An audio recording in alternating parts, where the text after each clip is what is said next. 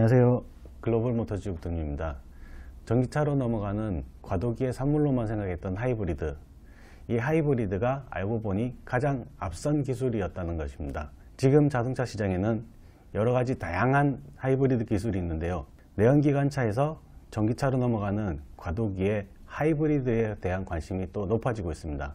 천정부지로 치솟는 기름값도 하이브리드를 생각나게 만듭니다. 오늘은 하이브리드에 대해서 간략하게 짚고 넘어가 보려고 합니다.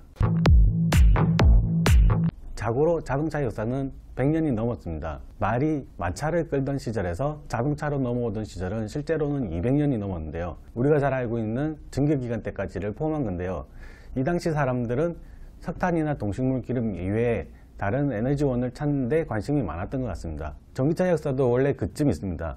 석유가 발견되지 않고 배터리 효율성을 좀 더 발견하고 찾았더라면 지금 우리가 타고 있는 자동차들은 모두 전기차가 아니었나 싶습니다. 근데 석유라는 것이 항상 있는 게 아니죠. 고갈되는 에너지니까 나중을 걱정해야 했습니다. 환경오염의 주범이기도 하고요. 산업혁명을 몇 번이나 겪고 천연자원을 찾고 있습니다. 전기차 역사가 이렇게 긴데 지금 뜬금없이 하이브리드가 나오는 게 맞을까요?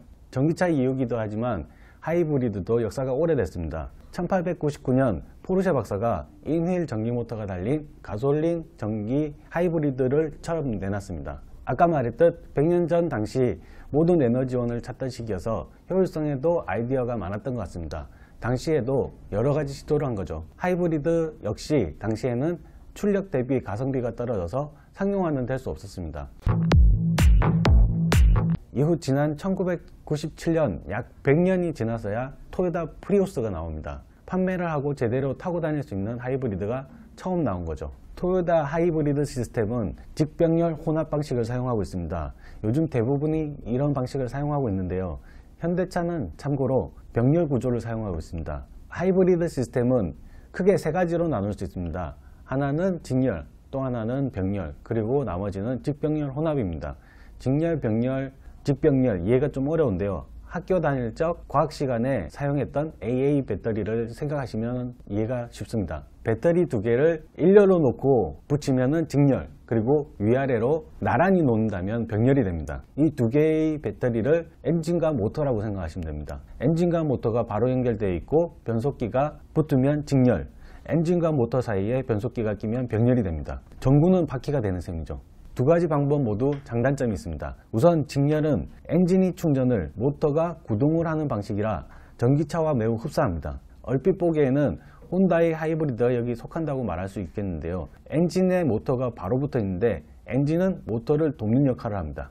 병렬의 경우 엔진과 변속기 사이에 모터를 끼워 넣은 형태라 두 가지 동력을 같이 쓰게 됩니다. 현대차가 사용하는 방식입니다. 필요에 따라 두 가지 동력을 선택해서 쓰니 좀 더 진정한 하이브리드에 가깝죠. 또 직병렬 하이브리드 시스템이 있습니다. 토요타가 대표적인데요. 토요타 하이브리드 시스템에는 두 개의 모터가 달리는데요. 하나의 모터는 배터리를 충전을, 그리고 또 하나의 모터는 엔진의 구동을 돕습니다. 사실 엄연히 따지자면 혼다도 직병렬이라고 할 수 있는데요. 다만 엔진보다는 모터에 더 치중한 방식이고 토요타의 경우 엔진에 더 비중을 둔 방식이라고 할 수 있습니다. 최근 이테크라는 이름으로 르노가 XM3에 적용해 내놓은 하이브리드 방식도 주목을 받고 있습니다. F1 기술력을 가져왔다고 하는데요. 이 하이브리드 기술은 기계적으로 토요타, 혼다와 비슷한 이론을 가지고 있습니다.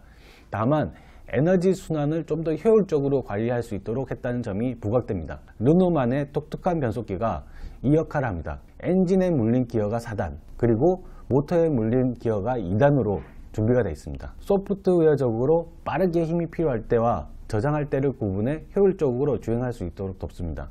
예를 들어 자전거를 탈 때 오르막 내리막을 달릴 때 힘이 들잖아요. 그거를 자전거가 알아서 기어를 변속해 준다는 거죠.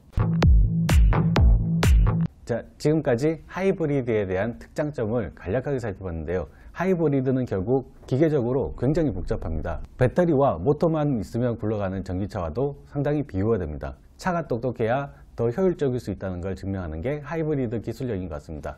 그만큼 하이브리드 기술력이 앞서 있다는 거죠. 전기차보다. 고맙습니다. 글로벌모터즈 육군이었습니다.